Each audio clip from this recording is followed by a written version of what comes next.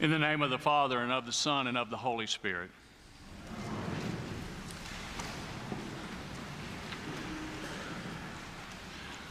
Well, good morning to all of you. It's wonderful to see so many people who remembered to change their clocks. We have parishioners right now getting out of bed saying, I've only got an hour to get to church. And the ushers know to expect some people flying in at the last moment. Professor Ralph Wood, who's with us today, shared a wonderful story with me recently that I thought you might enjoy. It seems that two women, one an Episcopalian and the other a Southern Baptist, were in a fierce argument. The Baptist, a strict teetotaler, insisted that Jesus never let the fruit of the vine touch his lips. In response, the Episcopalian cited the miracle at the wedding in Canaan, adding that wine was a staple of Palestinian life, the virtual equivalent of iced tea in the South, and so Jesus and his family would have drunk wine both at noon and in the evening, if not in the morning. But it wasn't fermented, replied the Baptist. It was just like Welch's grape juice. Nonsense, responded the Episcopalian. Unfermented grape juice would have quickly soured and spoiled and thus becoming very dangerous to drink. At wit's end, but still determined to have the last word, the lady finally conceded. Okay, I must admit that Jesus drank real wine, but you must understand that I would think a great deal more of him if he hadn't.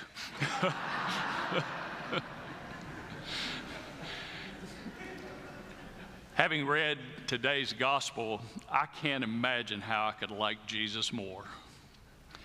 In our creeds, we acknowledge that through some mysterious process beyond our comprehension, Jesus was both fully divine and fully human.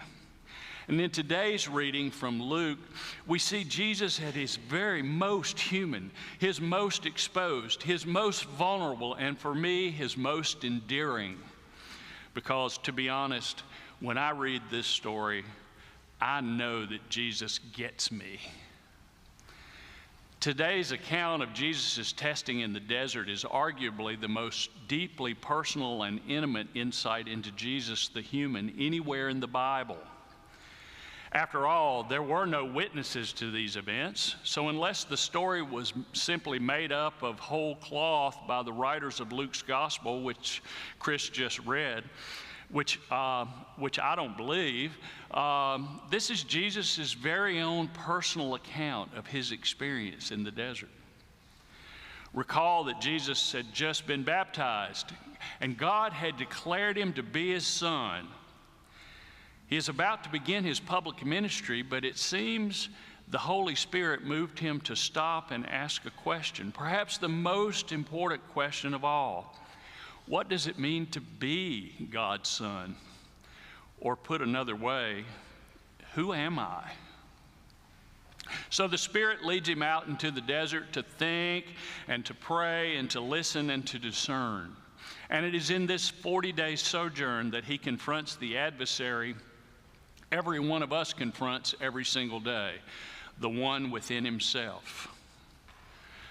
I don't think we should view this story as one we might have been able to watch play out in real time if we had somehow been a fly on the proverbial wall.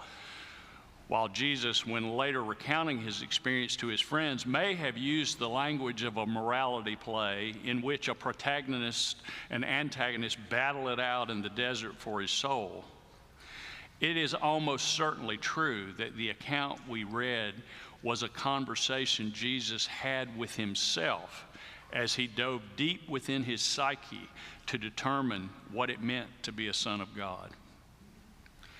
Mind you, that the fact that the battle took place in Jesus' head makes it no less real, for the devil he battled was his own very human egocentric attachments, desires, and motives.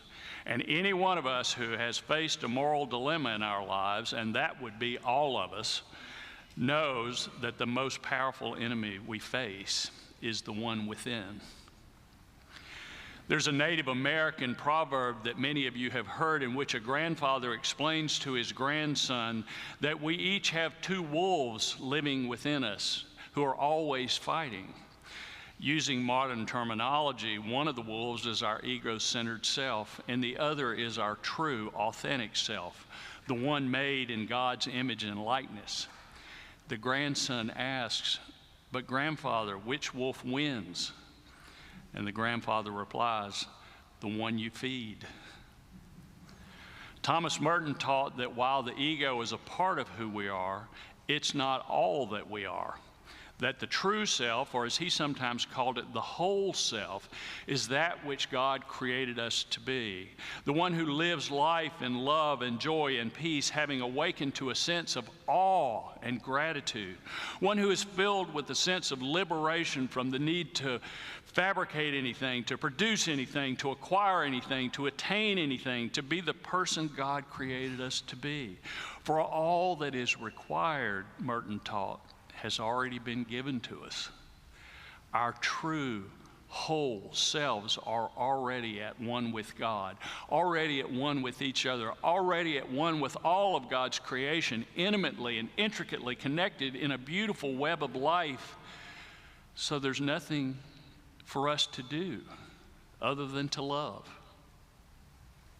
But too often we don't believe it. Our false selves convince us that there are things outside of ourselves that can bring us happiness, safety, and peace. So we go about our lives chasing after those things: power, money, control, approval of others. But the satisfactions these things bring prove over and over to be illusory. There's a word that scholars use to describe one of the characteristics of the true self, which Merton speaks of. The word is kenosis, and it means self-emptying. When one realizes that one already has all it takes for happiness and fulfillment, there is nothing to do but spread the love. But the false self keeps rearing its ugly head, and it is the battle between this egocentric self and the self-emptying, other-oriented self that we see battling it out for Jesus' soul in Luke's account. And it is that same struggle that rages within us. So Jesus goes out into one of the most barren places you can imagine. I was there in 2014, and I assure you it is foreboding. He fasted for 40 days. And when he was at his most vulnerable, when he was hungry, thirsty, dirty, smelly, and completely exhausted, he has a vision. One might argue it was hallucination. In the vision, the most self-centered, narcissistic part of his ego, in the form of the devil, says, "Hey, Jesus, you're the Son of God. You don't deserve to be hungry. You're not like those lazy beggars on the street of Jerusalem. So turn that stone right there into bread and feed yourself. You're special. You deserve it." But the authentic Jesus responds, "It takes more than a full belly to be fully human." Perhaps a little frustrated, the false self goes after him again. "Okay, so you're the Son of God. And one day you'll inherit the whole kingdom. In fact, you'll inherit all the kingdoms of the world. It's going to be yours anyway, so why should you have to wait? I mean, you can have it all today. All the power, all the wealth, all the control, all the status, and all that comes with it, and all you have to do is remember who gave it to you. And maybe show me a little respect from time to time." And once again, Jesus' true self emerges. The only one who deserves my respect is the one true God, my Father, the source of all that I am. Exasperated, the dark self says, "So you think this Father of yours is so great? You think he's going to let you have his kingdom? I'll tell you what, why don't you just jump off this wall and we'll see how much your daddy loves you. What do you think? He'll send a flight of angels to save you? You'll find out the hard way who your daddy really loves, and it's only himself." And the true Jesus responds, "I don't have to test my Father. I know he loves me. The ego gratifications you offer are nothing compared to what he gives me every single day." And the true, the authentic, the whole self wins the day But Jesus knew, and we understand, that the devil will return again. Jesus goes to the desert to ask, "Who am I?" Each of us knows the battle that is constantly taking place within us, and we know also that the ego-centered self strikes fastest and fiercest when we are afraid, when we are vulnerable, when we believe we have been wronged, when we see someone we love hurt, when we see others escaping accountability and we want to scream, "It's just not fair." But like Jesus, it is in these moments we must decide who we are, and more importantly, whose we are. Which wolf will we feed? Lent is upon us, and if we let it, it can be a season of prayer, of listening, of deep reflection.